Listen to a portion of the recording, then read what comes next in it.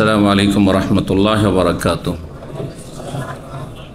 إن الحمد لله نحمده ونستعينه ونستغفره ونعوذ بالله من شرور أنفسنا ومن سيئات أعمالنا من يهده الله فلا مضل له ومن يضلل فلا هادي له وأشهد أن لا إله إلا الله وحده لا شريك له وأشهد أن محمدا عبده ورسوله صلى الله تعالى عليه وعلى آله وصحبه وسلم تسليما كثيرا أما بعد. সম্মানিত ভাতৃমণ্ডলী, আল্লাহ রাব্বুল আলামিনের প্রশংসা এবং প্রিয় নবী সাল্লাল্লাহু আলাইহি সাল্লামের উপর সালাত ও সালামের পর জুমাবার 19 সফর 1446 হিজরি মোতাবেক 23 আগস্ট 2024 আমাদের ধারাবাহিক আলোচনা সহিহুল বুখারীর আহাদিসুল আম্বিয়া, নবী রাসূলগণ সম্পর্কীয় হাদিসের পর্ব নম্বর 11। ইমাম বুখারী রাহিমাহুল্লাহর এই পর্বের অধ্যায় নম্বর 23। বিষয়বস্তু মূসা আলাইহিস সালাম সম্পর্কে এবং ফেরাউন, আল্লাহর সবচেয়ে বড় শত্রু এবং আল্লাহ রাব্বুল আলামিনের সবচেয়ে বড় যে সব নবী রাসূল তাদের অন্যতম মূসা আলাইহিস সালাম, আপন যুগের সবচেয়ে শ্রেষ্ঠ মানুষ। এই মর্মে একটি আয়াত নিয়ে এসেছেন সূরা গাফির, আয়াত নম্বর 28, যার অপর নাম হচ্ছে সূরা আল মুমিন। আর তারপরে এতে হাদিস নাই, পরের অধ্যায়ে হাদিস রয়েছে আর ধারাবাহিক আলোচনা মূসা আলাইহিস সালাম সম্পর্কে রয়েছে। বলছেন বাবুন, এই অধ্যায় হচ্ছে ওয়াকালা রাজুলুন মুমিনুন মিন আলি ফিরআউন ইয়াকতুমু ঈমানাহ।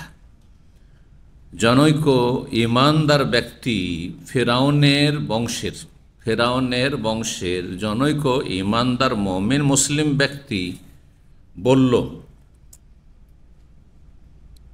যেই মুমিন মুসলিম ফেরাউনের অনিষ্টের ভয়ে ইয়াকতুমু ঈমানাহ, নিজের ঈমানকে গোপন রেখেছিল। ঘটনা কি ছিল? যে ফেরাউনের দরবারে যে মন্ত্রী পরিষদ রয়েছে তাদেরকে নিয়ে মিটিং হচ্ছিল চক্রান্তমূলক, যে মূসা সীমা লঙ্ঘন করেছে, নাউযুবিল্লাহ, সুতরাং মূসাকে এখন হত্যা করতে হবে, মূসাকে হত্যা করতে হবে। সেই সময় সবাই একমত, হ্যাঁ ঠিক আছে, কারণ নেতা যা বলছে তাই জনগণ যাদের স্বার্থ নেতার সাথে জড়িত রয়েছে, এটা হয়।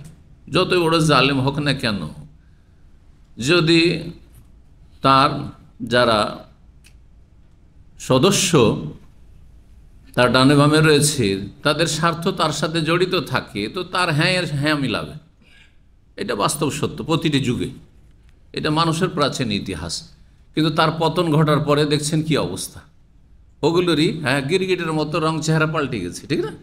জি হ্যাঁ। তো এটি মানুষের স্বভাব। আসলে মানুষ নিজের স্বার্থটাকে খুব বড় করে দেখে, যার ফলে অধিকাংশ মানুষ সত্য কথা প্রকাশ করতে পারে না, অনেক সময় পারলেও পারেন না, হয়তো মাজুর, অনেক সময় অন্তর থেকে ঘৃণা করতে হবে পাপকে, সর্বনিম্ন ঈমান। আর কথা বলার সুযোগ থাকলে কথা বলতে হবে। কিভাবে কথা বলতে হবে? সংশোধনমূলক কথা বলতে হবে। এই নয় যে ফিতনা ফাসাদ সৃষ্টি করার উদ্দেশ্য। কিন্তু আপনার চাটুকারিতা করতে হবে, চামচামি করতে হবে, এটা ইসলামে জায়েজ নয়। তো এরা সবাই এক বাক্যে বলল যে কথা ঠিক, মূসাকে কি করতে হবে? হত্যা করতে হবে। তখন একজন শুধুমাত্র ঈমানদার ছিল ফেরাউনের বংশের, কারণ বনি ইসরাইল যদি মূসা আলাইহিস সালামের বংশের হয় তো তার কথা নেবে না। ফেরাউনের কাছে তাদের কোনো মূল্যায়ন না, তারা তাদের বাড়ির গোলাম, সব দাসের কথার কি মূল্য রয়েছে? কিন্তু তার বংশের একজন সম্ভ্রান্ত ব্যক্তি, আর সে যে ইসলাম কবুল করেছে ভিতর এটা ফেরাউনও জানতো না, এবং ফেরাউনে যারা সভাসদ তারাও জানতো না, কেউ জানতো না। একদম ঈমান, তার ঈমানকে সে লুকিয়ে রেখেছিল। আর সে তাদের একজন লোক, যেন ফেরাউনেরই একজন লোক, আর মূসা আলাইহিস সালামের পক্ষে হিতাকাঙ্ক্ষী হয়ে বলছে, টের পাচ্ছে না। মনে করছে যে কিছু লোক থাকে একটু ঠান্ডা মেজাজের, হয়তো সেই জন্য এই উপদেশটি দিচ্ছে। কি বলেছিল? আতাকতুলুনা রাজুলান আন ইয়াকুলা রাব্বি আল্লাহ, এমন একজন ভালো মানুষকে তোমরা হত্যা করবে, খুন করবে, যার কোনো দোষ দেখতে পাচ্ছি না, তার চরিত্র খারাপ, হ্যাঁ সে ফাসাদ সৃষ্টি করছে, হ্যাঁ দেশে নাশকতামূলক কাজ করছে, কিছুই করে না, কোনো অপরাধ করে না, শুধু তার অপরাধ হচ্ছে যদি ধরে ইয়াকুল রব্বি আল্লাহ, সে বলছে রব হচ্ছে আমার আল্লাহ। হ্যাঁ, আর সমস্ত আসমান জমিন আর এই উভয়ের মাঝে যত সৃষ্টি রয়েছে সব কিছুর রব হচ্ছেন আল্লাহ, এতে কোনো সন্দেহ নেই। ফেরাউনও কিন্তু রব কথাটি যে আমাদের দেশে আছে, কোরআনও আছে, আনা রব্বকুমুল আলা, ফেরাউন বলেছিল, ওর ব্যাখ্যা কিন্তু এটা নয় যে ফেরাউন দাবি করেছে যে আমি সৃষ্টিকর্তা, আমি সারা পৃথিবীর পালনকর্তা, না, সে মনে করতো যে মেশরের মানুষকে আমি তাদের খাবার দাবার রেশন দিচ্ছি, হ্যাঁ দেশের সমস্ত আর্থিক সমস্যার সমাধান আমি দিচ্ছি, দেশে নিরাপত্তা প্রতিষ্ঠা আমি রেখেছি, এবং দেশের ওপর আমার আদেশ নিষেধ, আমি যা ইচ্ছা তাই বলছি, যা ইচ্ছা তাই করছি, সেটা মানতে হচ্ছে দেশবাসীকে। সুতরাং আমি হচ্ছি তোমাদের মহান প্রভু, মানে তোমাদের মহান মালিক, মেশরের অধিপতি, মহান অধিপতি। এর তফসির কখনো এটা নয়। যদি এই তফসির কেউ করে সে আসলে কোরআন না, তফসির কারগণ সালাফ থেকে শুরু করে আজ পর্যন্ত যে তফসির সে বুঝিনি আসলে। এটা অনেক সময় আমরা ভেঙে বলি না, আনা রব্বকা তর্জমা কথা, আমি তোমাদের মহান প্রভু, সে কি দাবি করেছে আমি আল্লাহ, আল্লাহর মতো আমার মধ্যে ক্ষমতা আছে না, কিন্তু আমি তোমাদের সব কিছু, আমার পিছনে আবার আছে কি, কার কথা মানবেন না, মানতে হবে না, আদেশ নিষেধ সব আমার চলবে, অবনত হবে আমার সামনে।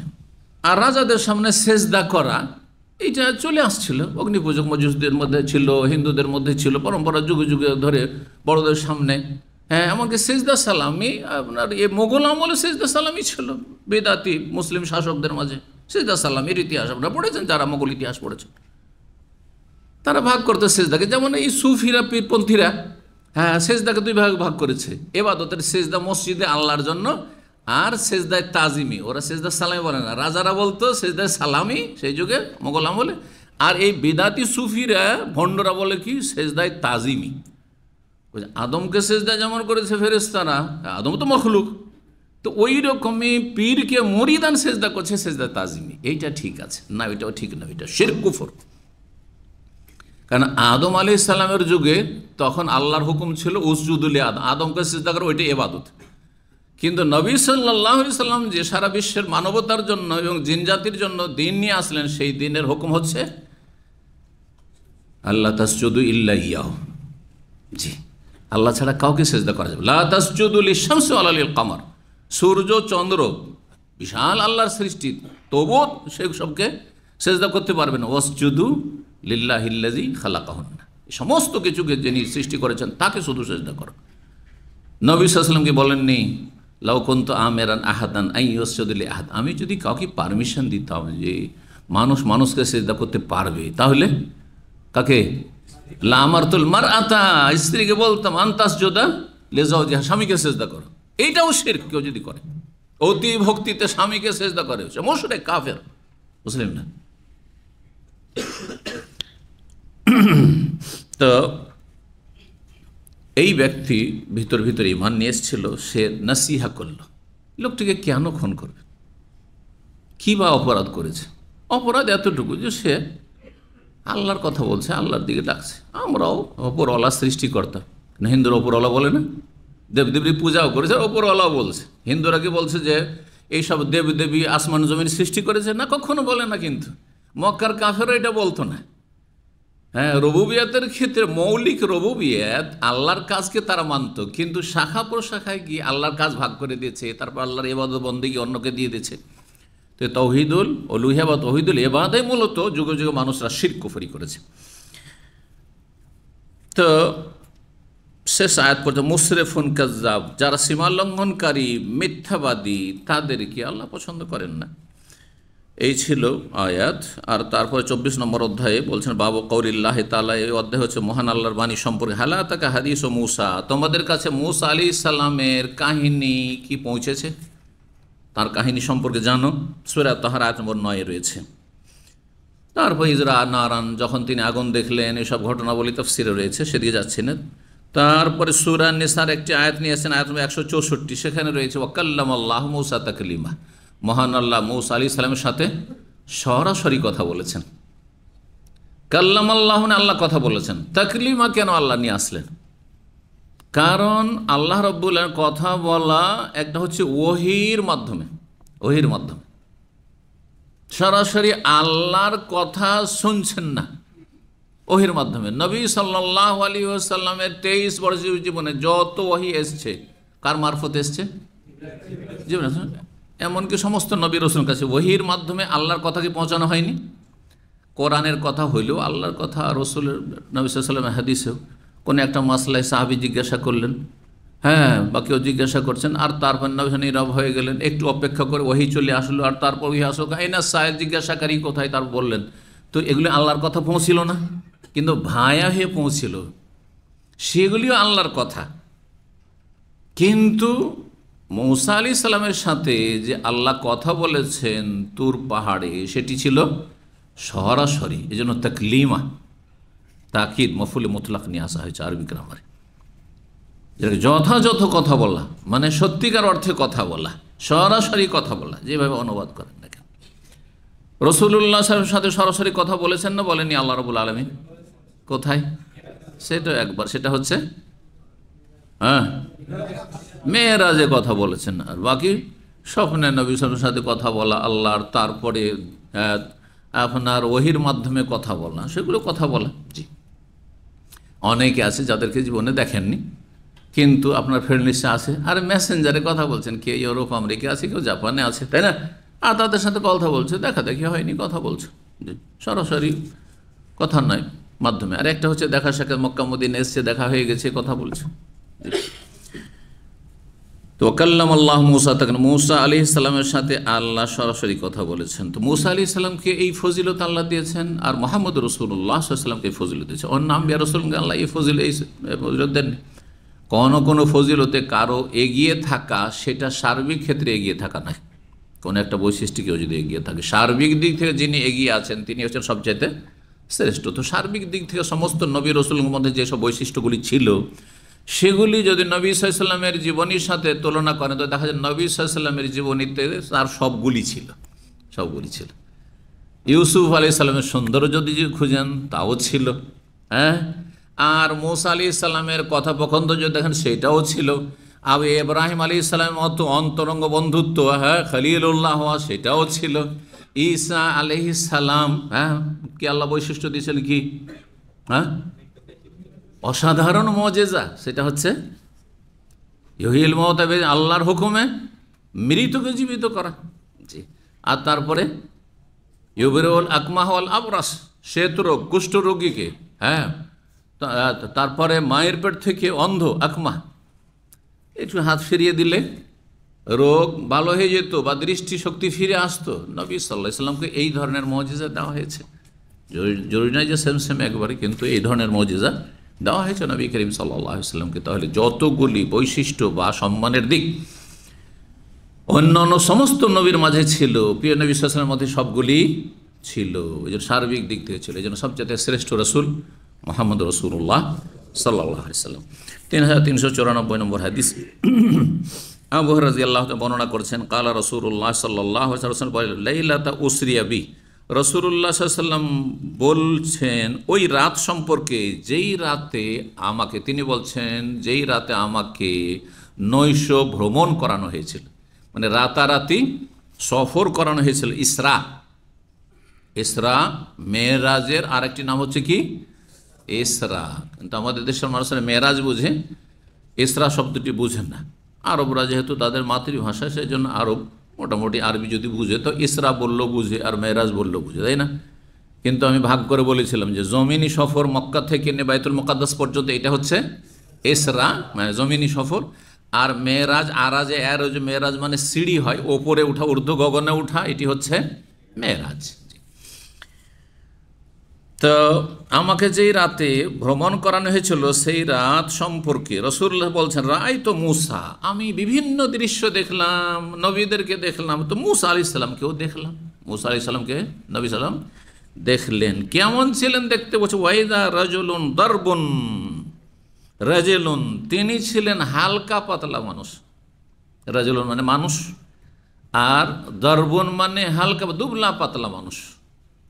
শরীর মোটা ছিল না, জি, যাতে শরীরে খফিফুল্লাহম, হালকা গোস্ত, একবারে মোটা হয়ে আছে আর ঢলে পড়ছে চামড়া, এরকম ছিলেন না, হালকা পাতলা মানুষ ছিলেন। দারুবন মানে রাজিলুন, রাজিল, হ্যাঁ, তারাজ্জুল মানে সিথি করা হয়। সিথি কিসে করে?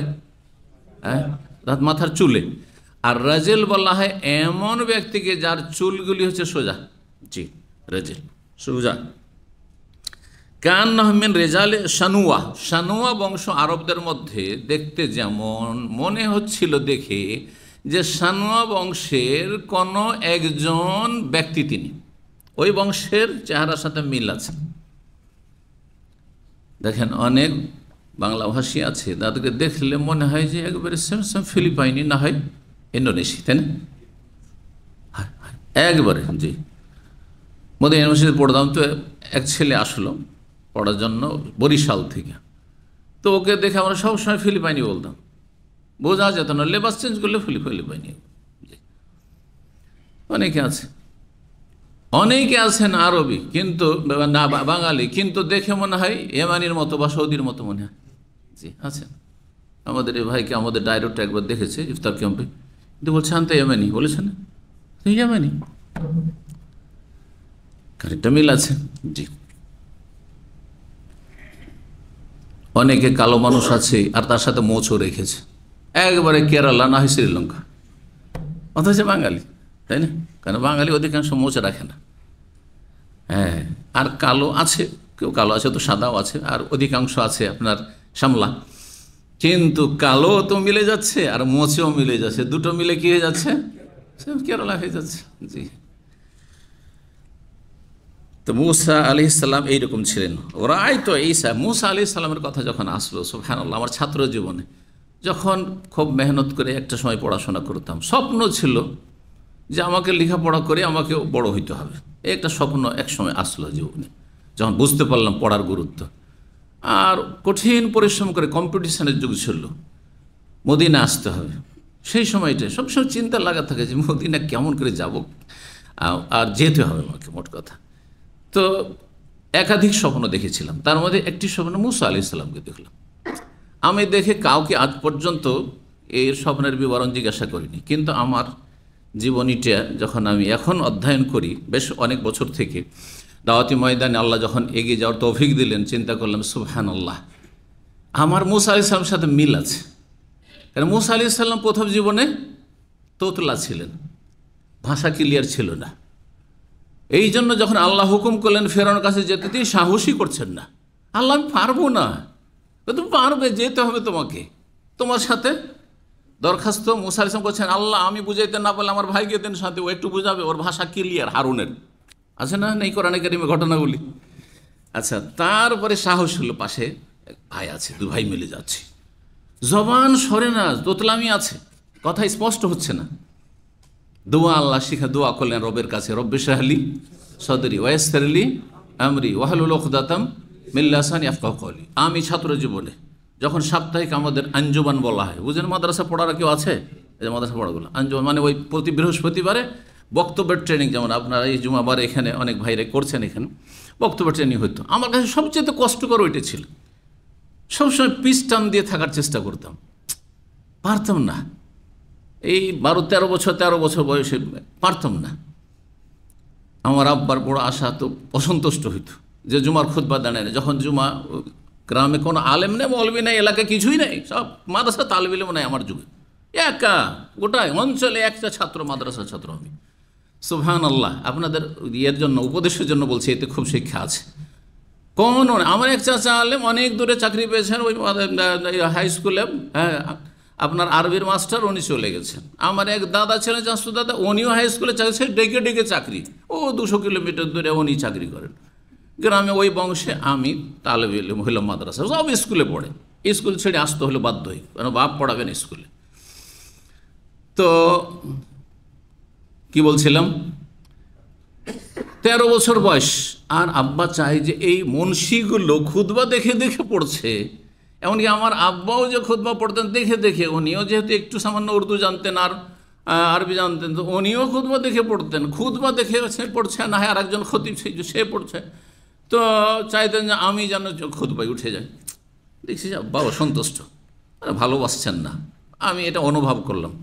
তারপরে একদিন একবার রাগ করে দাঁড়াইলাম যে আজকে জুমার খুতবা দিবই দিব, আগে গিয়ে হাজির। তার আগ পর্যন্ত আজান না হওয়া পর্যন্ত যেতাম না, যখন আজান হলো তখন মসজিদে ঢুকতাম, যাতে খতিব শুরু করে দেয়, আমাকে আবার উঠিয়ে না দেয় জবরদস্তি। সুবহানাল্লাহ, এটা প্রথম ইতিহাস। 13 বছর বয়স, খুতবা বলবো কি, কিন্তু খুব আবেগ নিয়েছে, আজকে বলবো। সূরা নূর শুরু করলাম, সূরাতুন আনজালনাহু ফারাজনাহু, একটা রুকু মুখস্থ, আর তারপরে জেনা ব্যভিচারের শাস্তি, তারপরে আপনার মিথ্যা অপবাদ, কেউ জেনার অপবাদ দিলে তার শাস্তি সামানিনা জাল্লা। তরজমা করে যতটা তরজমা বুঝতাম, আমি খুতবা মাশাআল্লাহ ছেড়েই দিলাম, 20-25 মিনিট যা করতে হয় আমরা ছেড়েই দিলাম, একটু সাহস হলো। তারপর মাদ্রাসায় গিয়ে ওস্তাদ বসে আছে, ছাত্ররা বসে আছে, সিনিয়র ছাত্র আছে, জুনিয়র আছে, এতগুলি সামনে, চেহারা দেখি তার ভিতর কাঁপে, মাথার ঘাম পায়ে বইতে থাকে। দেখছি যে সব ভিজে গেছে, পায়ের তলা পর্যন্ত ভিজছে, সব কাপড় চোপড় সব গেঞ্জি সব ভিজে গেছে, এই অবস্থা ছিল। প্রথম জীবনে আঞ্জুমানে মুখস্থ করে গেছি বাগানওয়ালার কাহিনী। কোরআনে জানেন না, সূরা কালামে আছে বাগানওয়ালার কাহিনী, যে চালাকি করেছিল ছেলেরা, যায় আমার বাপ বোকা ছিল, 3 ভাগ করে 1 ভাগ ফকির মিসকিনকে দিত, আমরা দেবো না, রাতের অন্ধকারে ফল পেড়ে নিয়ে আসবো, ইয়ামানের ঘটনা। এই ঘটনা মুখস্থ করে ওই গমের জমিতে গিয়ে একবারে, যে গমের জমিগুলি যেন মানুষ আর একবার সারিয়ে সবুজ আছে গমের জমি, সেখানে গিয়ে আধা ঘন্টা ট্রেনিং করে আসলাম।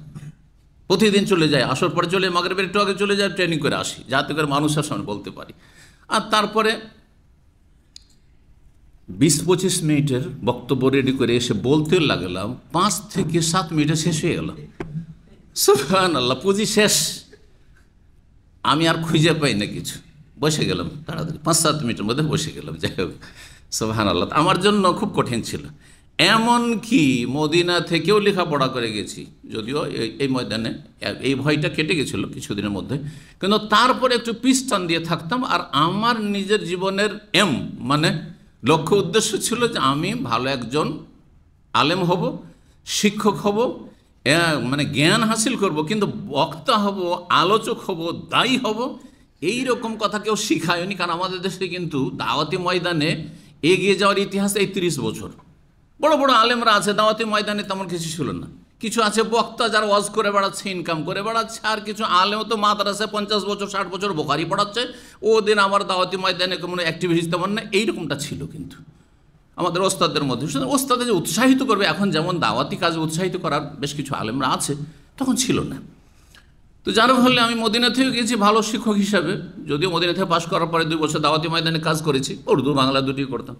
কিন্তু একটা যে আগ্রহ থাকতে হবে, যেমন এখন যে দাওয়াতি কাজটা যেমন আমার এখন মজ্জাগত বিষয়, ফিতরাত করতে হবে, না হলে বাঁচবো না, পানি আর খাবারের মতো। তো ওই রকমটা মোটেই ছিল না, আগ্রহ ছিল না। জবান ওই যে ভয় ছিল, এটাতে মিল ছিল মুসা আলাইহিস সালামের সাথে, ভয় পেতাম।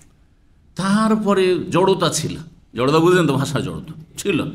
সুবহানাল্লাহ, কোথায় যে গেল। ওস্তাদ যখন মন্তব্য লিখতো যে তার বক্তব্য কেমন, বক্তব্যে আপ ডাউন নেই, তো বক্তব্যে নেগেটিভ শুধু লিখতো, যে এইটা নেই তো ওইটা নেই, হাতটা নড়াই না।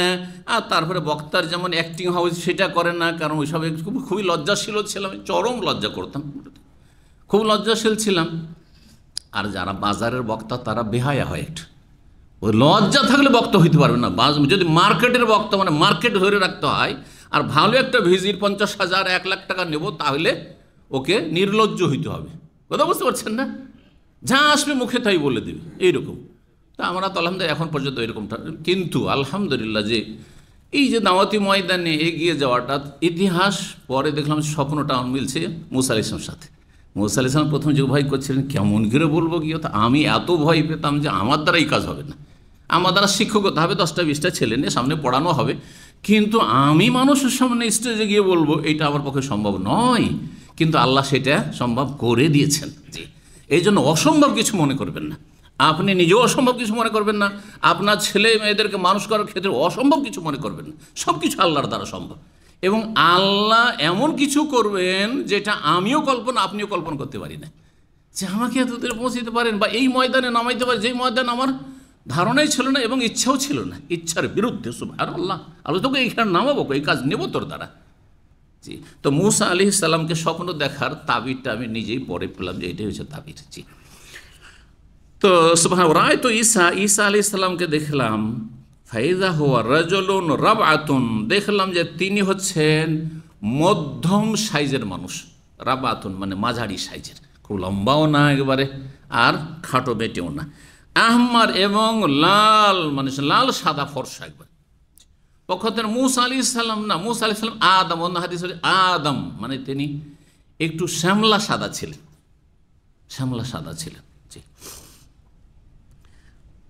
ঈসা আলাইহিস সালাম বেশি ফর্সা ছিলেন, বেশি ফর্সা ছিলেন এবং লাল সাদা একদম ছিলেন। কান্নামা খারাজা মিন দিমাস, ঈসা আলাইহিস সালামকে দেখে মনে হচ্ছিল যেন এখনই তিনি গোসল করে গোসলখানা থেকে বেরিয়েছেন। দিমাস মানে গোসলখানা, হাম্মাম আজকালকার জন্য গোসলখানা, গোসলখানা থেকে বেরিয়েছেন।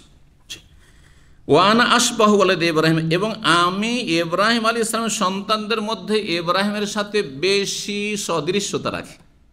নবী সাল্লাল্লাহু আলাইহি ওয়াসাল্লাম দেখতে কার মতো? ইব্রাহিম আলাইহিস সালামের মতো, ইব্রাহিম আলাইহিস সালামের মতো। সুম্মা উতিত বেনায়নি, তারপরে ওই যে মেরাজে দুটো পাত্র নিয়ে আসা হইল, দুটো পাত্র বা দুটো পান পাত্র গ্লাস নিয়ে আসা হইল। ফি আহাদিম আল্লাহ মানে একটিতে ছিল দুধ, অফিল আখারে দ্বিতীয়টিতে ছিল মদ। ফাকালা ফেরেশতা এসে বলছেন ইশরাব আইয়াহুমা শিত, এই দুটো গ্লাস আছে আর তুমি দেখতে পাচ্ছ কি আছে, যেটা ইচ্ছা সেটা পান করো। এটা তো দুনিয়া নয় যে মদ হারাম, তাই না? এটা হচ্ছে আলামুল আখেরা, রুহের জগৎ, আসমানি জগৎ। আসমানে দিন পালন আছে জমিনে, ঠিক কিনা? এই জন্য নবী সাল্লাল্লাহু আলাইহি সাল্লামকে দেখানো হচ্ছে সেখানে হালাল হারামের প্রশ্ন ওঠে না, কিন্তু তার কি রয়েছে সাইড এফেক্ট, যে পার্শ্ব প্রতিক্রিয়া, এটা অবশ্যই থাকতে পারে। সেটাই ছিল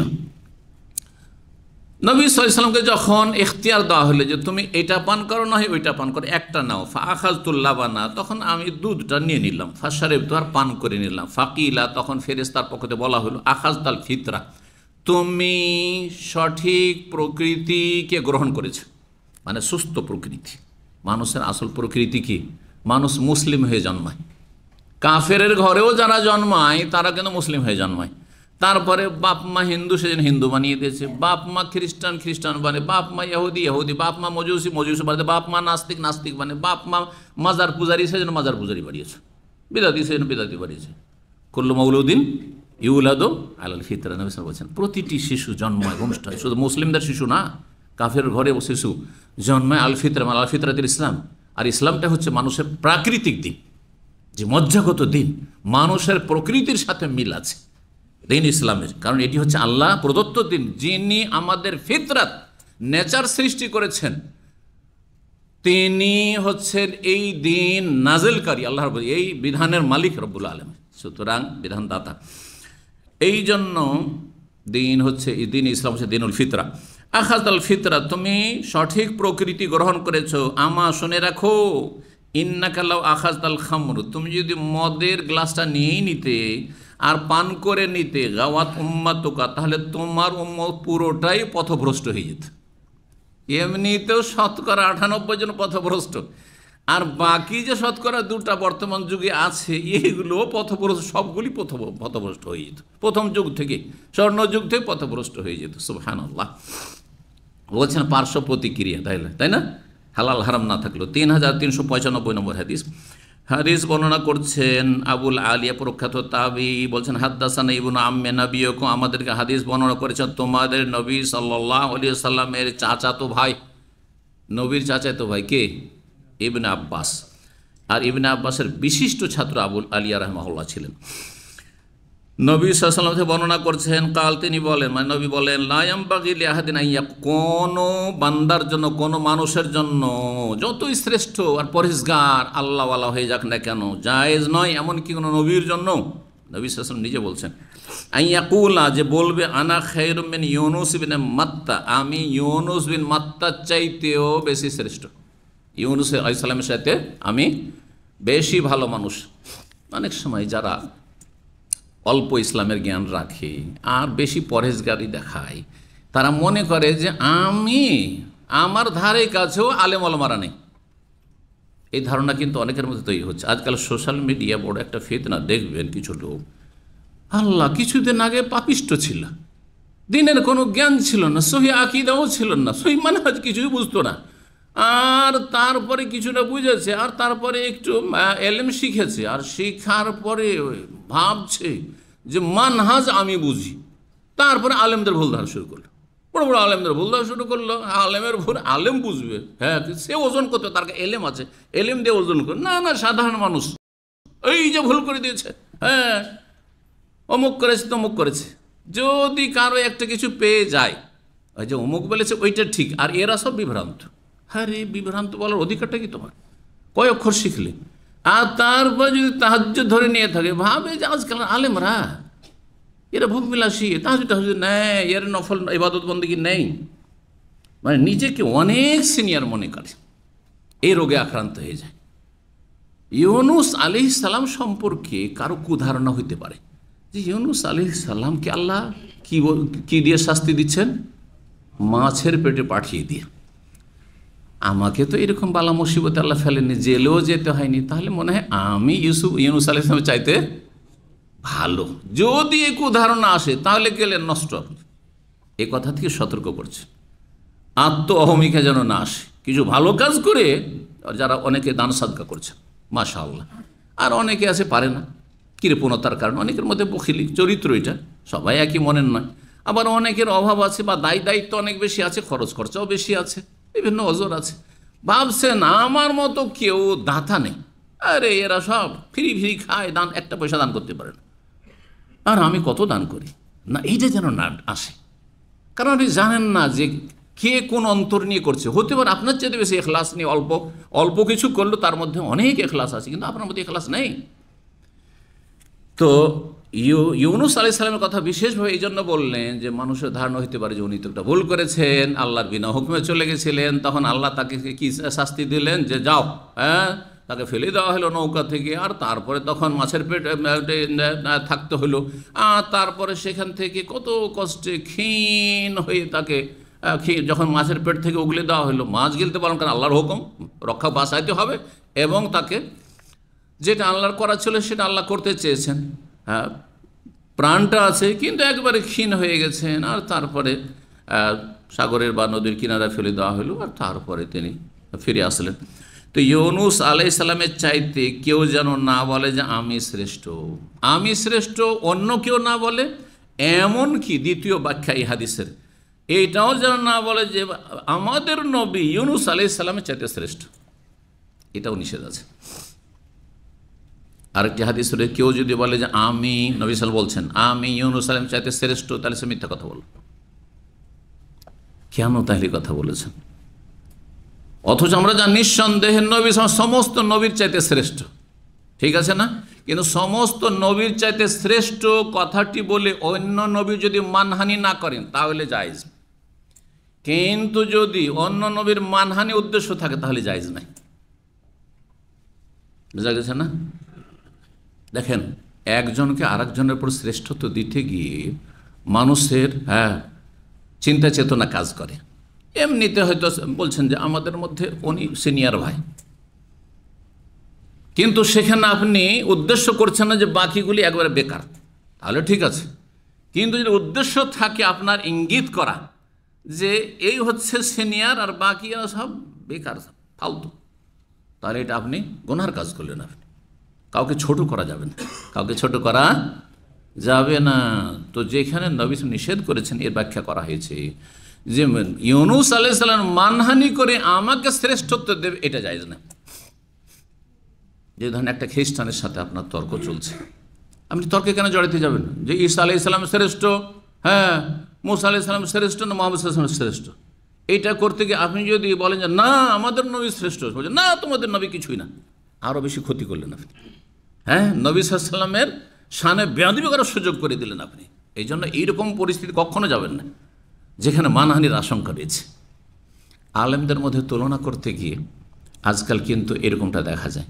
এমনি আপনি বলেন যে হ্যাঁ ওনার সার্বিক দিক থেকে অনেক খেদমত আছে, বা এলেমের ক্ষেত্রে দেখা যায় যে উনি সিনিয়র, যতটা আপনি বুঝছেন বলছেন, কিন্তু যদি মনে করেন যে বাংলার জমিনে শুধু উনি আছেন আর কেউ নেই, তাহলে আপনি মানহানি করলেন বাকি ওলামাদের। মোটেই জায়েজ না। যা আপনি একজনকে বাড়াইতে গিয়ে বাকি লোককে খাটো করলেন, আপনি ছোট করলেন, এটা মোটেই জায়েজ নয়। এই শিক্ষা আমাদের আদব অবশ্যই শিখতে হবে। জি, কেউ কেউ বলেছেন নবী সাল্লাল্লাহু আলাইহি ওয়াসাল্লাম যখন নিষেধ করেছিলেন সাহাবায়ে কেরামদেরকে যে আমাকে ইউনুস আলাইহিস সালাম চাইতে শ্রেষ্ঠ বলিও না, তখন পর্যন্ত নবীকে জানানো হয়নি যে তুমি সমস্ত নবীদের মধ্যে শ্রেষ্ঠ। সৈয়দুল আম্বিয়া, সৈয়দুল মুরসালিন, হ্যাঁ, আনা সৈয়দ ওয়ালাদ আদম, এই হাদিসগুলি জানানো হয়নি তাহলে নবী সাল্লাল্লাহু আলাইহি ওয়াসাল্লামকে? এটাও হতে পারে যে প্রথম দিকে বলেছেন, এসব ব্যাখ্যা করা হয়েছে। যাই হোক, কিন্তু নবী সাল্লাল্লাহু আলাইহি ওয়াসাল্লাম নিঃসন্দেহে সমস্ত আম্বিয়া রাসূল চাইতে শ্রেষ্ঠ। 3396 নম্বর হাদিস। এখানে আরেকটি কথা বলি, অনেকেই আকীদার ক্ষেত্রে বড় বিভ্রান্ত, যার ফলে দেখা যাচ্ছে, দেখেন যারা সুফি তারা ইমাম আবু হানিফা, শাফি, মালিক, আহমদকে আল্লাহর ওলি কোনোদিন শুনবেন না তাদের মুখে। এটা শুনবেন আমরা কোরআন সুন্নাহর অনুসারী তাদের মুখে শুনি, ইমাম আবু হানিফা, শাফি, মালিক, আহমদ, ইমাম বুখারী সবাই আল্লাহর ওলি। আরে আমরাও তো আল্লাহর ওলি, প্রত্যেক মুমিন মুসলিম আল্লাহর ওলি, যার মধ্যে ঈমান তাকওয়া যত বেশি সে তত আল্লাহর বড় ওলি, ঠিক না?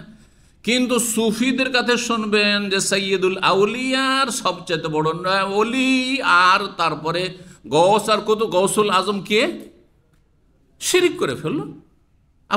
আব্দুল কাদের জিলানী একজন হাম্বলি ইমাম আলেম, ইমাম আহমদ বিন হাম্বলের ফেকার ক্ষেত্রে মুখাল্লিদ, তাকে আপনি সবার উপরে উঠিয়ে দিয়ে এমনকি নবী রাসূলের উপরে উঠিয়ে দেওয়া হয়েছে, তাদের কিতাবে নেই। হ্যাঁ, নাউজুবিল্লাহ, আল্লাহর হাত ধরে নাকি আব্দুল কাদের জিলানী হাঁটছে, আর আল্লাহ আবার কি হয়েছে নাউজুবিল্লাহ পিছলে হোঁচট খাচ্ছেন, তখন আব্দুল কাদের জিলানী ধরে থামিয়ে দিয়েছে। এসব কথা নাউজুবিল্লাহ, এত বড় কুফরি কথা আছে সুফিদের কিতাবে, হিন্দুদের কিতাবে নয়, ইহুদি খ্রিস্টানদের পুস্তকে নয়। এই হচ্ছে সুফিদের ইসলাম। জি, এই জন্য আমাদের সমাজে দেখেন আম্বিয়া রসুলগণের চাইতে যাদেরকে তা কথিত ওলি, বায়েজিদ বোস্তামি, যার শিরকি কুফরি আকীদা, বায়েজিদ বোস্তামি, তিনি এই করতেন সেই করতেন, নবী রসুল কোথায়? অনেক পিছন, অনেক পিছন। কত বড় অপরাধী এরা তাহলে আকীদার ক্ষেত্রে। তো আসলে মানুষের অজ্ঞতার কারণে, আর এই অজ্ঞতা থেকে সতর্ক করার জন্য নবী সাল্লাল্লাহু আলাইহি ওয়াসাল্লাম বলেছেন যে নবীরাকে তিলকার রসুল, আল্লাহ কোরআন বলছেন তিলকার রসুল, 3 পারার প্রথম আয়াত, ফাদ্দালনা বাদাম হালাবাদ, এই সমস্ত নবী রসুলকে আমি একজনকে আরেকজনের উপর ফজিলত শ্রেষ্ঠত্ব দিয়েছি, সবাই একই মর্যাদার নয়, এটা আল্লাহ ঘোষণা করেছেন। ফাদ্দালনা বাদাম হালাবাদ, মানুষকে যেমন শ্রেষ্ঠত্ব সবাই একই রকম মানুষ এখানে নয়, ঠিকই তেমনি নবী রসুলগণের মধ্যে শ্রেষ্ঠত্ব পার্থক্য রয়েছে, কিন্তু আপনি কারো মানহানি করে শ্রেষ্ঠত্ব দিতে পারেন না। আমার দলের অমুকের তুলনায় কিছুই নাই, এসব আলেমরা কিছুই না, তাইলে আপনি ক্ষতি করলেন, আপনি হারাম নাজাইজ কাজ করলেন। তবে সবার শ্রদ্ধা সম্মান বহাল রেখে যদি কাউকে ফজিলত দেন তাহলে তাতে কোনো দোষ নেই। 3396 নম্বর হাদিস। আর ওখানে আরেকটি কথা, ইউনুস বিন মাত্তা, ইউনুস বিন মাত্তা, মাত্তার ছেলে, তাহলে ইউনুস আলাইহিস সালামের বাপের নাম কি ছিল? মাত্তা ছিল। নাসাবহিল আবিহি, বলছেন বর্ণনাকারী যে তাকে তার বাপের সাথে সম্পৃক্ত করেছেন, বাপের সাথে আর বাপের সাথে সম্পৃক্ত করে মানুষ বিবাহিত হোক, বিবাহিতা হোক আর অবিবাহিতা হোক, সবাইকে কার সাথে সম্পৃক্ত করতে হবে? বাপ মায়ের সাথেও নয় পশ্চিমাদের মতো, আর স্বামীর সাথেও নয় ইহুদি নাসারাদের মতো। কারণ আমাদের মুসলিম সমাজ ইহুদি নাসার গোলামি করতে গিয়ে বিভিন্ন ক্ষেত্রে গোলামি, তার মধ্যে একটি হচ্ছে বিয়ে হয়ে গেলে তখন স্বামীর সাথে ও মেয়েও মনে করে যে আমাকে এখন আর বাপের নাম বলা চলবে না, তখন কি হয়ে গেল? হাসিনা ওয়াজেদ হয়ে গেল, খালেদা জিয়া হয়ে গেল। হারাম এটি বলা, হারাম বলা। এইভাবে নামটা এই জন্যই নিলাম, বাধ্যই নিতে হইল, কারণ না হলে বুঝবেন না, বুঝবেন না। জি, তো মোটেই জায়েজ না এটা। যারা এগুলি করেছে তারা গুনাহের কাজ, অপরাধ করেছে, তার সব জায়েজ না। বাপের সাথে সম্পৃক্ত করতে হবে। বাপ, জি, ওহম লে আবাই, কোরআনের হুকুম, সূরা পড়ে দেখুন, সূরা আহজাব, আল্লাহ ওহম লে আবাইহিম, বাপের নাম ধরে ডাকো, যে অমুকের ছেলে অমুক, মায়ের নামে চলবে না। পশ্চিমা দেশে যেহেতু ব্যভিচারে ছড়াছড়ি আর জারুস সন্তানের ছড়াছড়ি, বাপেরই হদিস নেই অধিকাংশ ছেলে মেয়েদের, সুতরাং মায়ের সাথে সম্পৃক্ত করতে হচ্ছে। মুসলিমই কি সেই রকম নাকি? মোটেই না। হ্যাঁ, যার বাপের পরিচয় নেই, জারুস সন্তান, তাকে তখন মায়ের সাথে সম্পৃক্ত করবেন, তখন মায়ের সাথে সম্পৃক্ত করবেন। জি, নবী সাল্লাল্লাহু আলাইহি সাল্লাম উল্লেখ করলেন লাইলাত উসরিয়া বিহি, ওই রাতের কথা যেই রাতে তাকে ভ্রমণ করানো হয়েছিল আকাশপথের। ফাকালা মূসা আদাম তোয়ালন, মূসা ছিলেন কি লম্বা দেহি, তোয়াল তউইল থেকে, তউইলের বহু বচন। আর কি আদম, আদম মানে হচ্ছে বাদামি রঙের, মানে সাদাই, হ্যাঁ কালো না। শ্যামলা মানে আমাদের সবার শ্যামলা মানে কালো খানিক মনে করা হয়, একটু সম্মান করে কালো মানুষকে আমাদের দেশের মানুষ কি বলে, আপনি শ্যামলা, আসলে শ্যামবর্ণ না, বাদামি মানে তার রংটা একবারে সাদা, যেমন আপনার লেবাননের মানুষ, তার সিরিয়ার মানুষ, আর তারপরে আপনার ফিলিস্তিনের মানুষ ওই রকম নয়। কীরকম, যেমনটা আরব, সৌদি আরব বা ইয়েমান এই দেশের ফর্সা মানুষ, বা আমাদের দেশে যে হলো ফর্সা মানুষ, হ্যাঁ এইরকম ছিল তার রং, বাদামি রঙের। জি, কান নহমির রেজালে সানোয়া, সানোয়া বংশের একজন যেন মনে হচ্ছিল, তাদের বংশের সাথে খানিকটা চেহারার মিল রয়েছে। ওয়াকালা ঈসা জাদুন মারবুন, ঈসা আলাইহিস সালামের চুলগুলি ছিল কোঁকড়ানো, কোঁকড়ানো চুল ছিল, ঢেউ ঢেউ চুল, কোঁকড়া মানে খুব কোঁকড়ানো আফ্রিকানদের মতো, ঢেউ ঢেউ চুল ভালো লাগে দেখতে, একেবারে সোজা চুল, হ্যাঁ ভালো লাগে না, ঘোড়ার কেশের মতো বা ঘোড়ার লেজের মতো। মারবুন এবং মধ্যম, হ্যাঁ মানুষ ছিলেন, গোটা দেহ দৈহিক গঠনের দিক থেকে মধ্যম শ্রেণীর মানুষ ছিলেন তিনি। জি, মধ্যম দেহি যেটাকে বলা হয়। ওয়াজাকারা মালেকান খাজেনান্নার, আর মালেক নামক ফেরেস্তার কথা উল্লেখ করলেন, যিনি হচ্ছে জাহান্নামের, হ্যাঁ রক্ষী। ওয়াজাকারা দাজ্জালের কথা উল্লেখ করলেন নবী করিম সাল্লাল্লাহু আলাইহি ওয়াসাল্লাম হাদিসে 3397 নম্বর হাদিস। ইবনে আব্বাস রাদিয়াল্লাহু তাআলা আনহু হতে বর্ণিত, তিনি বলেন আন্নান রাসূলুল্লাহ মাকাদিমাল মদিনা, নবী সাল্লাল্লাহু আলাইহি ওয়াসাল্লাম মদিনা আসলেন, ওয়াজাদাহুম ইয়াসুমুনা ইয়াওমান, তাদেরকে দেখলেন যে তারা কি রাখছে, একদিনের রোজা রাখছে। সেটা কি ছিল, ইয়ানি ইয়ামা আশুরা, আশুরার দিনে। মদিনায় এসে ইহুদিরাকে দেখলেন যে আশুরার 10ই মুহররমের রোজা রাখছে। ফাকালু, তাদেরকে জিজ্ঞাসা করেন নবী সাল্লাল্লাহু আলাইহি ওয়াসাল্লাম, কি ব্যাপার, মাহাযাল ইয়ামুল তাসিমুনা, কি জন্য রোজা রাখছো, কোন হাদিসে রয়েছে। কালা হাযা ইয়ামুন আজিম, এটি হচ্ছে বড় দিন, এটি হচ্ছে শুভ দিন, ইয়ামুন সালেহ, সহিহ মুসলিম হাদিসে রয়েছে। ওয়াহা ইয়াউমুন, এমন একটি দিবস, নাজ্জাল্লাহু ফিহি মূসা, এই দিনে আল্লাহ মূসা আলাইহিস সালামকে মুক্তি দান করেছেন জালেমের জুলুম থেকে, আর সাগরে ডুবে যাওয়া থেকে, সাগরে পথ আল্লাহ করে দিয়েছেন, লোহিত সাগরে। ওয়াগরাকা আলা ফিরাউন, ফেরাউনের সেনাবাহিনী বংশধরকে আল্লাহ ধ্বংস করেছেন, ফেরাউন সহ। ফাসামা মূসা শুকরা লিল্লাহ, আল্লাহর শুকরানা রোজা রেখেছেন মূসা আলাইহিস সালাম, সেই জন্য আমরাও রোজা রাখছি। কে বললেন, ইহুদিরা বলল। তাহলে বাতিলের সাথে কিছু ভালো কাজ সবাই করে, কারণ আমাদের দেশে অনেকেই সংশয় পড়ে যায় যে ওরাকে যে পথভ্রষ্ট বলছেন, বেদাতি বলছেন, বা ওরাকে বলছেন যে এরা বড় শিরকে লিপ্ত রয়েছে, তো ওরাও তো নামাজ রোজা করছে, ওরাও তো দিনের কথা বলছে। এটা যথেষ্ট? পুরোপুরি দিনের কথা বলতে হয়, পুরোপুরি শিরক মুক্ত কথা বলতে হবে, বেদাত মুক্ত কথা বলতে হবে, নবীর তরিকার কথা বলতে, তাহলে হক্কানি। আর ভালো কথা কে বলে না, অমুসলিমও তো ভালো কথা বলছে, মেলা ভালো কথা, খারাপের সাথে দুনিয়া অশ্লীলতা ছড়াচ্ছে, আর ভালো কথা বলছে, গঠনমূলক কথা বলছে। হ্যাঁ, শান্তিকামী, শান্তিকামী, শান্তি চাই, হ্যাঁ বিশ্ব শান্তি সবাই বলছে, হ্যাঁ পিসফুল চাই, দেশে স্থিতিশীলতা চাই, বলে না, আর ভিতরে ষড়যন্ত্র করছে। হ্যাঁ, আমরা দেখতে চাই বাংলাদেশকে কি, হ্যাঁ একটা স্থিতিশীল দেশ দেখতে চাই, একটা সমৃদ্ধ দেশ দেখতে চাই, আর ভিতরে শিকড়ও কাটছে, সবই করছে। আবার বলে সুনাম করবেন শুধু, না না না, সতর্ক সাবধান থাকতে হবে শত্রু থেকে। তো এরা রোজা রাখতো। নবী সাল্লাল্লাহু আলাইহি ওয়াসাল্লাম আনা আওলা বে মূসা মিনহুম, আমি এই ইহুদিদের চাইতে বেশি মূসা আলাইহিস সালামের নিকটবর্তী, কারণ মূসা আলাইহিস সালাম আল্লাহর নবী ছিলেন, রসুল ছিলেন, আমি আল্লাহর রসুল। মূসা আলাইহিস 70 দিনের অনুসারী ছিলেন, মুসলিম ছিলেন, আমিও মুসলিম, আউয়ালুল মুসলিমিন এই যুগে। সুতরাং আমরা মূসা আলাইহিস সালামের অনুসরণ করে কি করব, শুকরানা সিয়াম ফাসাম, এটি হচ্ছে শুকরানা রোজা, শোকের রোজা নয়। যে শোকের রোজা রাখবে, যে হুসেন আলাইহিস সালাম শহীদ হয়েছিলেন, বেদাতি সে। জি, ও আমারা বেসিয়ামিহি, রোজা রাখার নির্দেশও দিয়েছিলেন। প্রথম দিকে রোজাটি ফরজ ছিল, আর তারপরে সেটা ফরজ, যখন রমজানের রোজা ফরজ হলো তখন সেটাকে সুন্নত নফলে পরিণত করা হয়। 25 নম্বর অধ্যায় বাবু কওলিল্লাহ তাআলা, মহান আল্লাহর বাণী সম্পর্কে, ওয়াদনা মূসা সালাসিনা লাইলা, আল্লাহ বলছেন মূসা আলাইহিস সালামকে 30 রাতের মানে 30 দিনের আমি প্রতিশ্রুতি দিলাম যে তুমি আমার সাথে দেখা করার জন্য এসো 30 দিনের জন্য, আল্লাহ প্রথম বললেন।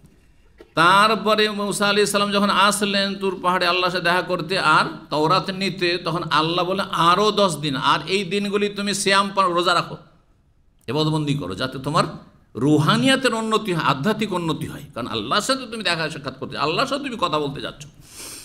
তো এলা কওলিহি ওয়া আনা আউয়ালুল মুমিনিন, সেখানে আল্লাহকে সরাসরি দেখতে চেয়েছেন মুসা আলাইহিস সালাম। তখন আল্লাহ লান তারানি, তুমি এই পৃথিবীর চোখ দিয়ে আমাকে দেখতে সক্ষম হবে না।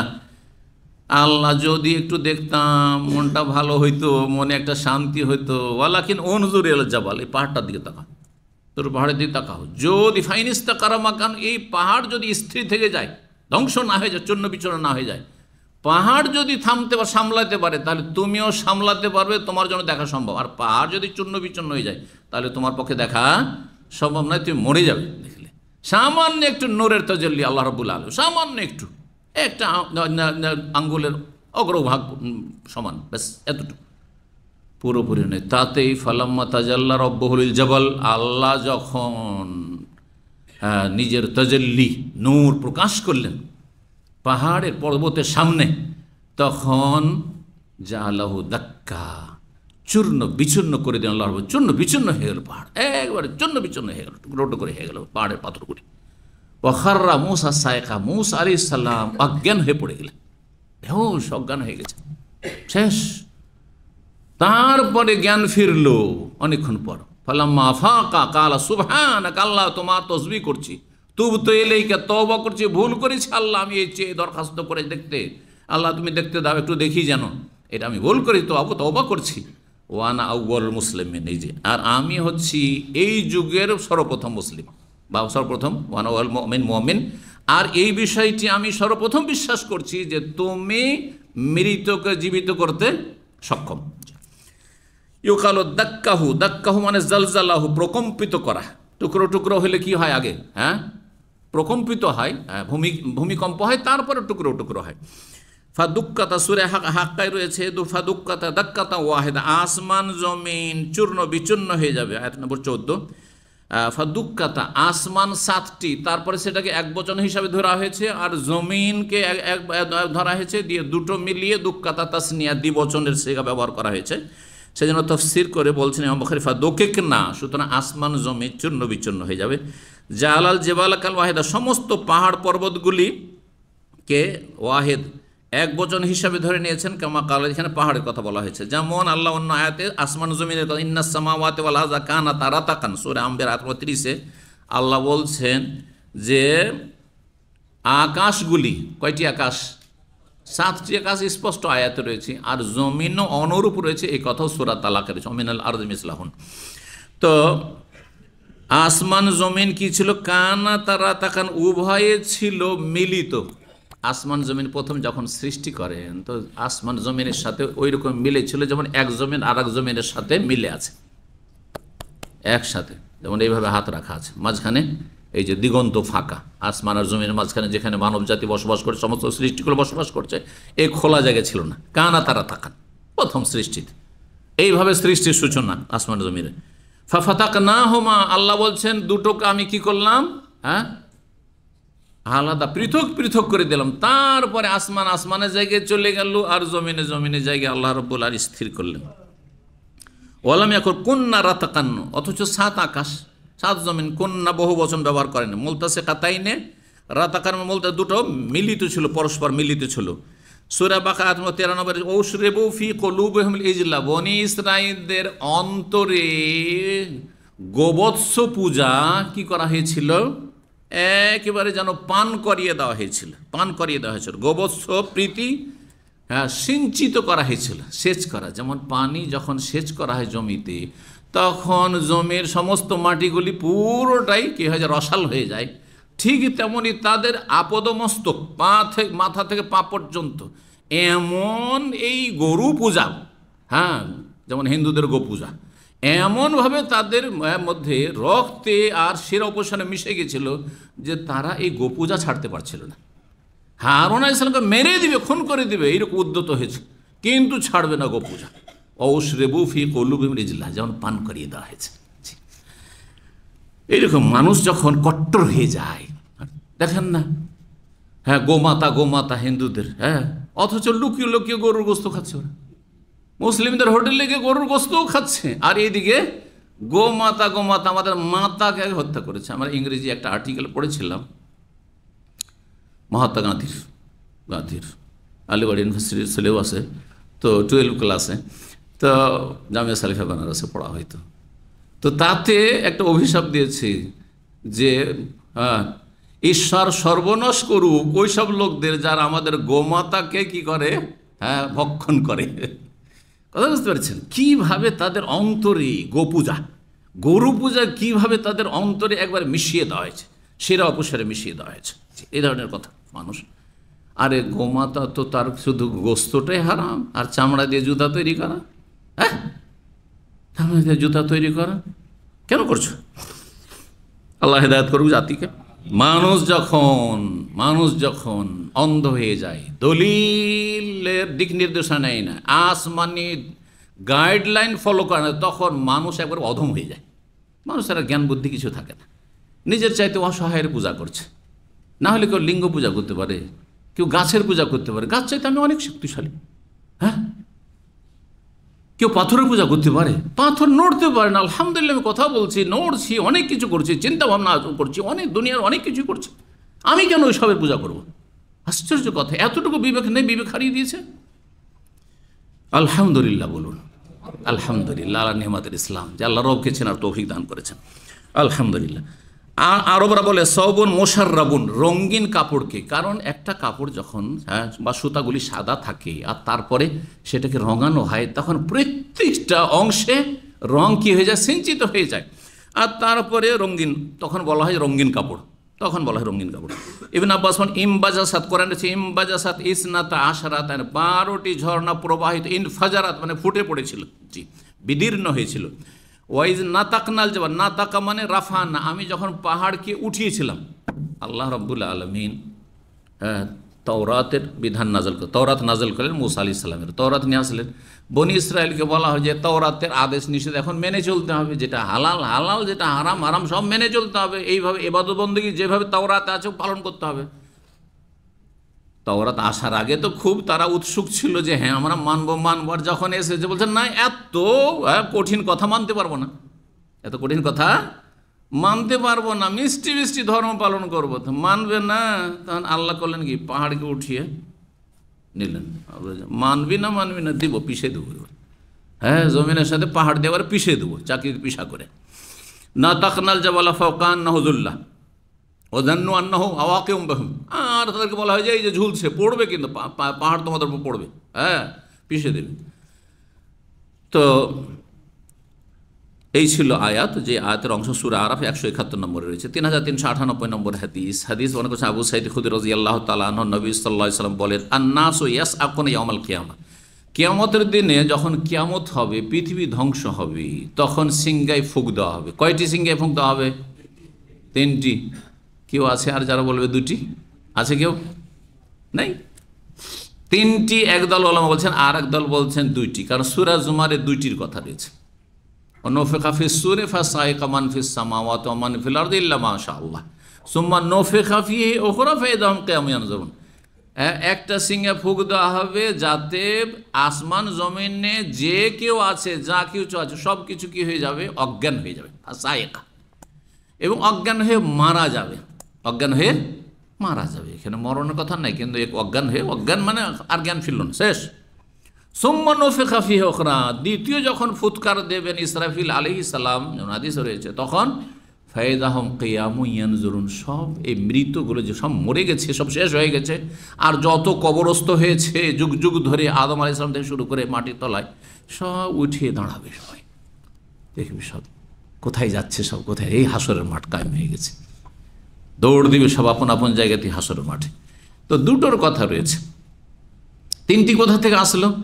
আর একটি সূরাতে যখন নফিখা ফিস সূর, সিংহায় ফুঁক দেওয়া, ফাফাজিয়া মান ফিস সামাওয়াত, আসমান জমিনে যে কেউ আছে সবাই কি হয়ে যাবে, ঘাবড়িয়ে যাবে, একবার ভীত সন্ত্রস্ত হয়ে যাবে। হলো কি এটা? তাহলে এটা আরো আগে, বেহুশ হওয়ার আগে, অজ্ঞান হওয়ার আগে, তাহলে তাই না?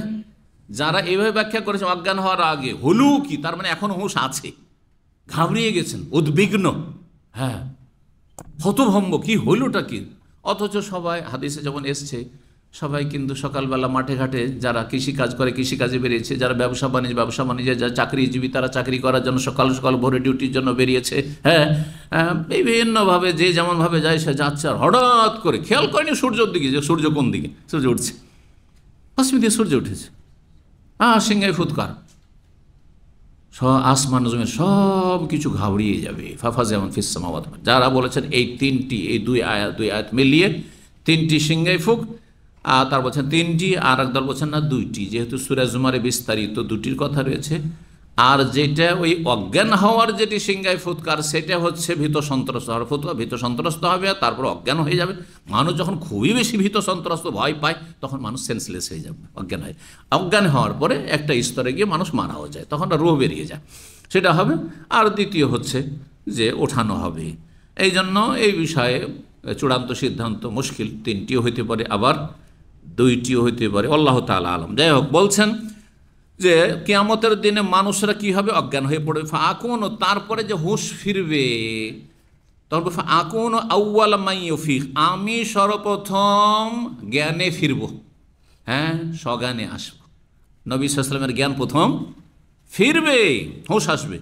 ফাইজা আনা, বলছি ফাইজা আনা বে মূসা, আমি দেখছি যে মূসা আলাইহিস সালামকে আমার আগেই, তাহলে কারণ তাকে দেখছি, আমার হুঁশ আসতে দেখছি, আমার সামনে কে, মূসা আলাইহিস সালাম। আখিযুন বিকায়মাতি মিন কাওয়াইমিল আরশে, আরশের খুঁটি সমূহের একটি খুঁটি ধরে আছেন তিনি, আরশের খুঁটি ধরে আছেন, আরশের স্তম্ভ ধরে আছেন।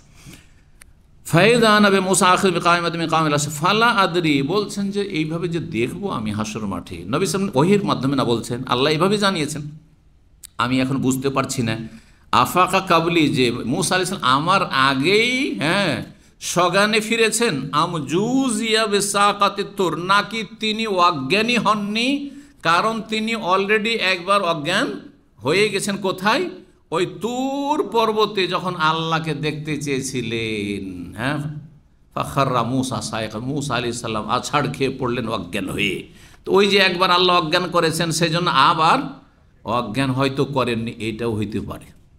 নবী সাল্লাল্লাহু আলাইহি ওয়াসাল্লাম এটি ধারণা যে হয় তিনি বেহুশি হননি, আর না হলে বেহুশ হলে আমার আগে তার হুঁশ ফিরে এসছে, আর তিনি এসে আরশের খুঁটি ধরে আল্লাহর শরণাপন্ন, আল্লাহর কাছে আশ্রয় নিয়েছেন। 3399 নম্বর হাদিস, আবু হুরায়রা রাদিয়াল্লাহু তাআলা বর্ণিত, তিনি বলছেন নবী সাল্লাল্লাহু আলাইহি ওয়াসাল্লাম বলেন, লাউলা বানু ইসরাঈল লাম ইয়াখনিজিল্লাহ, বনি ইসরাঈল এই জাতি যদি অবাধ্য জাতি না আসতো, অবাধ্য তো সবার মধ্যে রয়েছে, কিন্তু এদের মধ্যে অবাধ্যতাটা আরও বেশি ছিল, সীমালঙ্ঘন অনেক বেশি ছিল।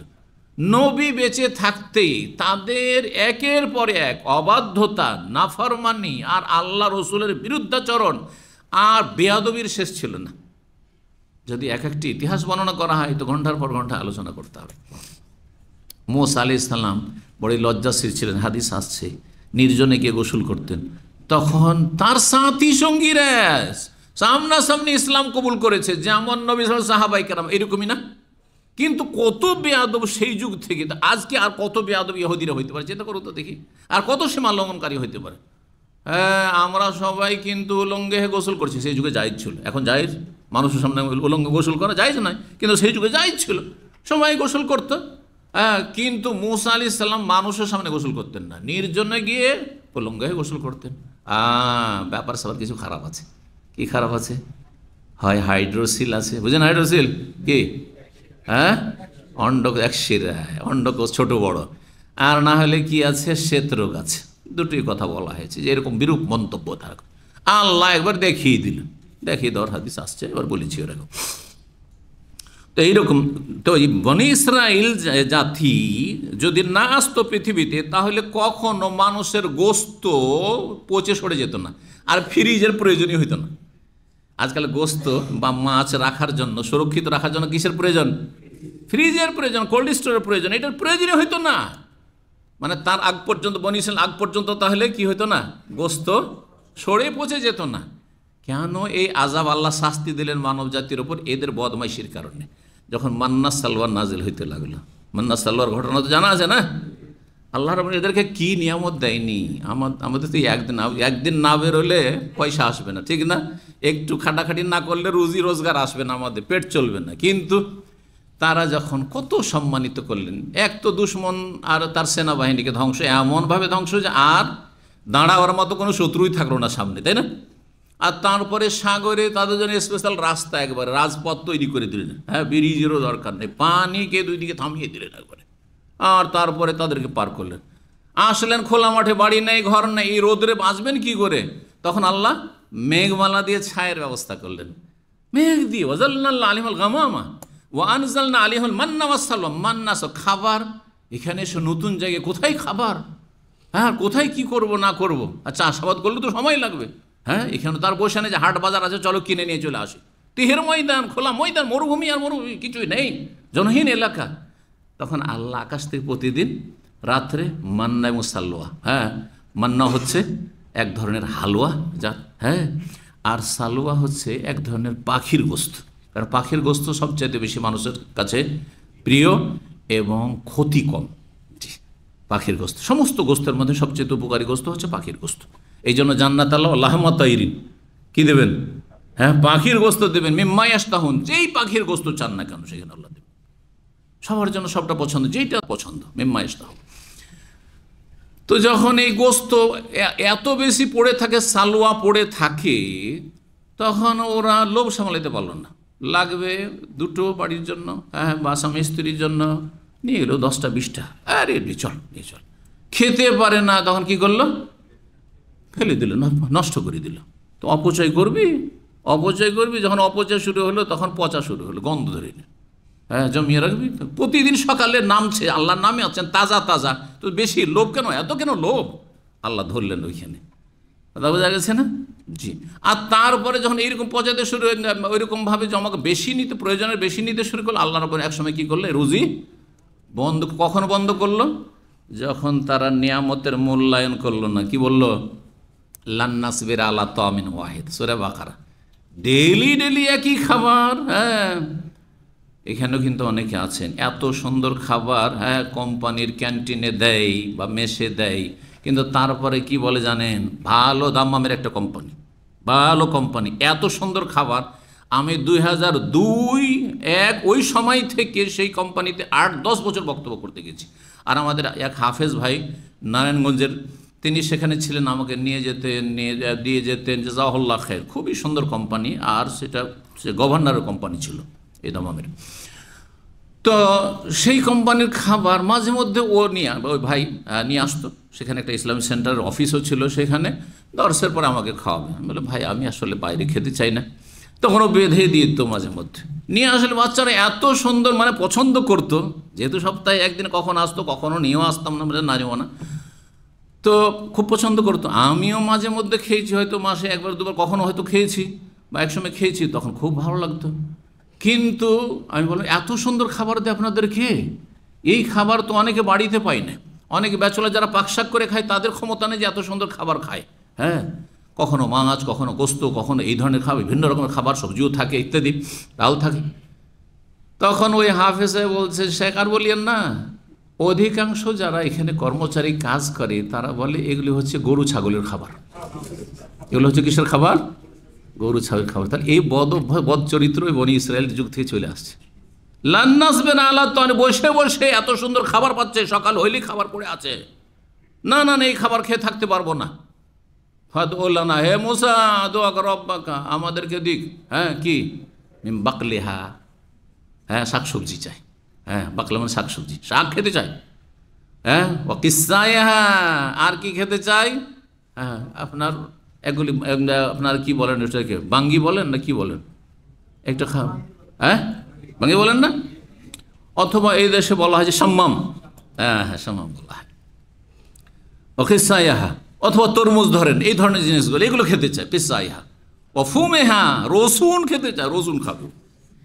হ্যাঁ আর কি ও আদা সেহা, ডাল খেতে চায়, ডাল যে আসে না, মান্নার সালা, দুটো খাবার শুধু ডেলি ডেলি, ডাল খেতে চায়। ও বাসালিহা, পেঁয়াজ লাগবে, পেঁয়াজ লাগবে। আল্লাহ বলছেন ঠিক আছে, তোমরা এই খেয়াল খুশি যখন খেতে চাও, তাহলে এই মান্না সালা বন্ধ। আর তারপরের দিন আর দেখছে আর পড়েনি, আকাশ থেকে কিছুই নেই, বন্ধ হয়ে গেল। বলছে কী খাবো?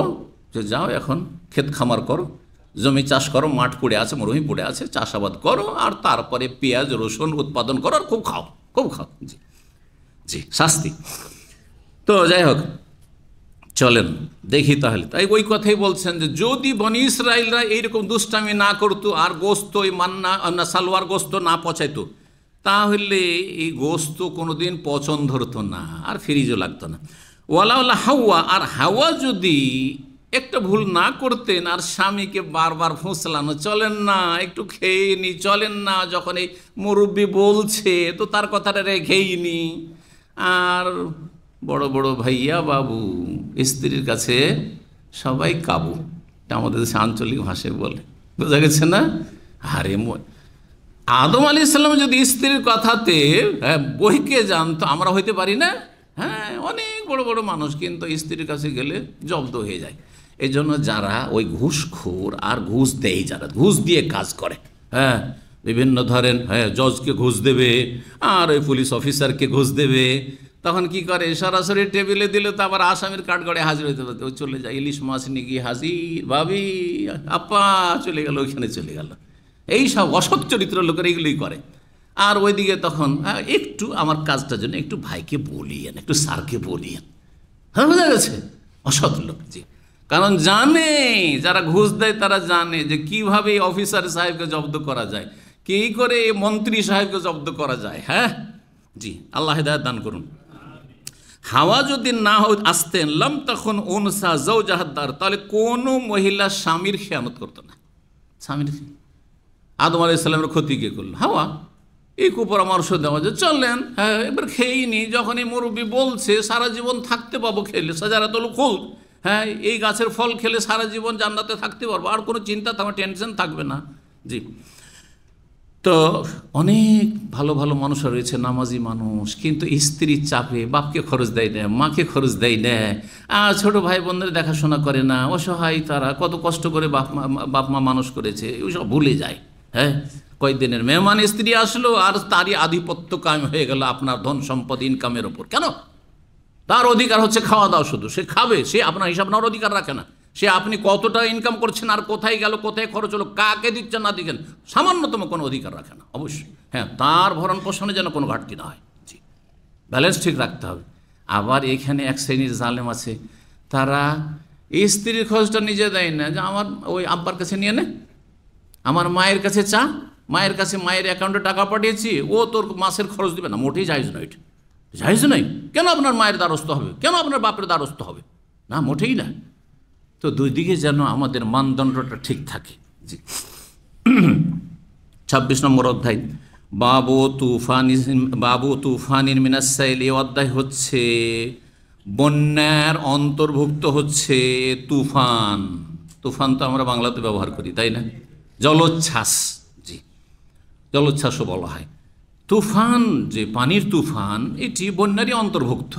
মারাত্মক ধরনের বন্যা, যেই বন্যাতে আপনার স্রোতের প্রখরতা থাকে অথবা মানুষের বড় ধরনের ক্ষয়ক্ষতি হয়ে যায়, তুফান। এই তুফান দিয়ে আল্লাহ রাব্বুল আলামিন ধ্বংস করেছিলেন নূহ আলাইহিস সালামের জাতি কাফেরদেরকে ডুবিয়ে ধ্বংস করেছিলেন। জি, আল্লাহ রাব্বুল হেফাজত করুন মুসলিমদের। আল্লাহ রাব্বুল আলামিন যে যেখানে মুসলিম ভাই বোনরা বসবাস করছেন এবং সেখানে বন্যা এসেছে, আল্লাহর বন্যাকে তাড়াতাড়ি দূর করুন এবং তাদের বালা মুসিবত দূর করুন, তাদের হেফাজত করুন। আল্লাহ রাব্বুল আলামিন সমস্ত ক্ষয়ক্ষতি থেকে মুসলিম ভাই বোনদের হেফাজত করুন, রহম করুন তাদের মধ্যে। যারা দুনিয়া থেকে চলে গেছেন মৃত, আল্লাহ তাদের শাহাদাত কবুল করুন। ওয়ায়ুকালু লিল মওতিল কাসীরে তুফান। এইরকমই আরবি ভাষায় মহামারীকে তুফান বলা হয়। তুফান মানে যেমন বন্যাও হয়, জলোচ্ছ্বাস হয়, যে সুনামি, এটি তুফান। এক যুগে সুনামি হয়েছিল না? জি, এক একটা নাম এক এক যুগে দিয়েছে, এটা আন্তর্জাতিক পর্যায়ে বিভিন্ন নাম, কিন্তু কাজ একটা, টর্নেডো বা কিছু। তো তুফান, আর তুফান বলা হয় মহামারীকে। মহামারী কাকে বলে? আল মৌতুল কাসীর, এই জন্য বলেছে মহামারী মানে এমন মারাত্মক ধরনের, যাতে শত শত হাজার হাজার মানুষ মরে যাচ্ছে, ধাড়াধাড় মানুষ মরতে আছে, গ্রামকে গ্রাম শূন্য হয়ে যাচ্ছে, বাড়িকে বাড়ি শূন্য হয়ে যাচ্ছে মরে। যেমন মহামারীর মধ্যে একটি হচ্ছে কিছুদিন আগের করোনা, আর এক সময় ছিল আপনার বসন্ত ছিল, আমরা যখন ছোটোকালে ছিলাম তখন বসন্ত ছিল, আর তারপরে আপনার কলেরা ছিল, তারপর ডায়রিয়াও, অনেক সময় ডায়রিয়াও কলেরার আকার ধারণ করে, মারাত্মক আকার ধারণ, সেটাই তখন কলেরা হয়ে যায়। তুফান। আল কুম্মাল, আর কুম্মাল সূরা আরফ আয়াত নম্বর 133-এ রয়েছে যে মূসা আলাইহিস সালামের যুগে মূসা আলাইহিস সালামকে আল্লাহ মুজিজা দিয়েছেন কয়টি? 9টি মুজিজা। তার একটি ছিল উকুন পোকামাকড়। যারা এই ফেরাউনের বংশধর, যারা হেদায়েত হয়নি, তাদেরকে বিভিন্ন শাস্তি দেওয়া হয়েছে যাতে করে তা সংশোধন করে ধাক্কা খেয়ে ফিরে আসে, কিন্তু ফিরতো না। বলতো যে আচ্ছা আচ্ছা ভুল করেছি, আমরা সংশোধনে যাব। আবার যখন আল্লাহ সেই আযাবটা উঠিয়ে নিতেন, আবার তারাই অবাধ্যতায় নেমে পড়তো, আর তারপরে নাফরমানি করতো, মানতো না। এই ছিল একের পর এক আল্লাহ বিভিন্ন শাস্তি পাঠিয়ে। তার একটি ছিল ফারস আলাইহিম তুফান ওয়াল জারাদ ওয়াল কুম্মাল ওয়াদ দাফাদ ওয়াদ দামা, ব্যাং, তা পঙ্গপাল ইত্যাদি। কোম্মালের তাফসীর করছেন ইমাম বুখারী আল হমনান মানে কীট, পোকা। ইউসবিহু সিগার আল হালামে, ছোট ছোট ক্ষুদ্র উকুনের মতো দেখতে, সেটা উকুন হোক, চুলের মধ্যে যেটা থাকে, অথবা শরীরে অনেকের চামড়ায় দীর্ঘ সময় গোসল না করলে, ময়লা আবর্জনায় থাকলে, যাদের বদ অভ্যাস আছে সপ্তাহে একদিন গোসল করবে, না হলে মাসকে মাস গোসল করবে, এইরকম বদ চরিত্রের লোক আছে, তাদের শরীরে হয়ে যায় জুঁই, শরীরের উকুন। কি বলে এটাকে? দেখেছেন এগুলো, শুনেছেন? জি, আল্লাহ হেফাজত করুক। সেগার আল হালাম মানে ক্ষুদ্র ক্ষুদ্র উকুনের মতো সেই কুম্বাল, আর কুম্বাল মানে উকুন হয়। হাকিকুন, সূরা আরাফের আয়াত নম্বর 105-এর হাকিকুন, হাকিকুন মানে উপযুক্ত বা উপযোগী। হাক্কুন, হাকিকুন হাক্কুন থেকে এসে সোকেতা ফি আইদিহিম, যখন মূসা আলাইহিস সালামের জাতি বনি ইসরায়েলরা যে গরু পূজা করলো, বাছুর পূজা করলো, আর তারপরে তাদেরকে যখন তিরস্কার করা হলো, মূসা আলাইহিস সালাম যখন ফিরে আসলেন, ফালাম্মা সুকিতা ফি আইদিহিম ওয়ারাউ, তখন তাদের বিশ্বাস হলো যে না রে, আমরা যে মনে করছি এইটাই আল্লাহ, এই বাছুরকে, গরুটাকে আল্লাহ মনে করেছে। আর এমন বিরূপ মন্তব্য, আরে মূসা কোথায় কি আল্লাহকে খুঁজছে, এখানেই তো আল্লাহ, আর ও তোর পাহাড়ে গেছে আল্লাহকে খুঁজতে, নাউযুবিল্লাহ ফানাসিয়া। মূসা আলাইহিস সালাম ভুলে গেছে, আসলে রাস্তা ভুলে গেছে, নাউযুবিল্লাহ। সুকিতা ফি আইদিহিম, হাতের ওপর উপুড় হয়ে পড়লো, বা হাতের ওপর পড়লো মানে লজ্জিত, অনুতপ্ত হইল। যেই ব্যক্তি অনুতপ্ত হয় সে যেন হাতের ওপর নিজে আছাড় খায়। কুল্লু মান নাদিমা, যেই ব্যক্তি অনুতপ্ত লজ্জিত হয়, ফাকাদ সুকিতা ফি ইয়াদিহি, সে যেন তার হাতের ওপর আছাড় খেয়ে পড়লো। এই জন্য অনেকে হাতে কামড় দেয়, আঙ্গুলে কামড় দেয়। আঙ্গুলে কামড় দেওয়া মানে কি? অনুতপ্ত, লজ্জিত, তাই না? কাজটা ভুল হয়েছে। তারপরে অনেকে মাথা ধরেনি, কি করলাম হাই রে। 27 নম্বর অধ্যায়। সময় তো যথেষ্ট হয়ে গেছে, আর হাদিস অনেক লম্বা রয়েছে। ভাবছিলাম যে আজকে এই হাদিসটা সারব, কিন্তু তার আগেই কথা এত বেশি হলো যে তাতেই যথেষ্ট সময় হয়ে গেছে। সুতরাং আর বেশি সময় না লাগিয়ে, কারণ এই হাদিস হচ্ছে মূসা এবং খেজির আলাইহিমাস সালাম সম্পর্কে। মূসা খেজির আলাইহিস সালামের হাদিস পড়াইলে অন্তত এখনও আধা ঘন্টা 40 মিনিট লাগবে, আসর আজান কাছে চলে আসবে। যার ফলে এটা রেখে দিচ্ছি ইনশাআল্লাহ আগামী পর্বের জন্য। আল্লাহ রাব্বুল আলামিন যেন আমাদেরকে এই সহিহ বুখারীর যথাযথ খেদমতের তৌফিক দান করেন, আমাদের এলমে, আমলে, দিনে, দুনিয়াতে বরকত দান করেন। যেসব ভাইরা এখানে ধৈর্য ধরে এবং জুমা মসজিদও বসে থাকলেন, আল্লাহ তাদেরকে উত্তম প্রতিদান দান করেন, রুজিতে আল্লাহ বরকত দান করেন। যাদের কাজকর্ম নেই তাদের আল্লাহ ভালো কাজের ব্যবস্থা করে দেন। যারা বিভিন্ন দুশ্চিন্তা আছেন দুশ্চিন্তা মুক্ত করেন। যারা কোনো অশান্তিতে আছেন অশান্তি দূর করে দেন। সার্বিক শান্তি আপনাদেরকে আমাদেরকে সকলকে দান করেন। আমাদের ছেলে মেয়েদেরকে আল্লাহ নেক হায়াত দান করেন। এবং আবার দোয়া করি, বাংলাদেশে যে বন্যা এসেছে বা যেখানে মুসলিম বিশ্বে যেখানে মুসলিমরা বসবাস করে সেখানে বালা মুসিবত নেমে এসেছে, আল্লাহ তাদের বালা মুসিবত যেন দূর করে দেন। এবং যারা সেখানে হতাহত হয়েছেন, যারা মারা গেছেন, তাদের উপর রহম করেন, জান্নাতুল ফিরদৌস দান করেন যদি তার ইমানের অবস্থায় গিয়ে থাকে। আর যারা অসুস্থ রয়েছেন, পীড়িত রয়েছে, তাদেরকে সুস্থতা দান করেন। যারা বিপদে নিমজ্জিত হয়েছেন, বিপদ আপদে রয়েছেন, তাদের বিপদ আপদকে আল্লাহ দূর করে দেন, বালা মুসিবতকে দূর করে দেন। এবং জীবন, ধন সম্পদ, পরিবার পরিজন, গবাদি পশু সব কিছুর আল্লাহ হেফাজত করেন। আল্লাহ রাব্বুল আলামিন আমাদের গুনাহ খাতা মাফ করেন। পাপীদেরকে আল্লাহ হেদায়েত দান করেন, যাদের পাপের কারণে আল্লাহর আযাব নেমে এসে থাকে। এবং সৎ লোকদেরকে আল্লাহ রাব্বুল আলামিন আরও ঈমানি শক্তি দান করেন, যাতে করে তারা বালা মুসিবতে সবর করতে পারেন, যেটি তাদের জন্য গুরুত্বপূর্ণ ইবাদত হবে এবং উত্তম প্রতিদান পাওয়া যাবে। আল্লাহ আমাদের সকলকে তৌফিক দান করেন। ওয়া সাল্লাল্লাহু আলা নবিয়িনা মুহাম্মদ ওয়া আলা আলিহি ওয়া সাহবিহি আজমাইন।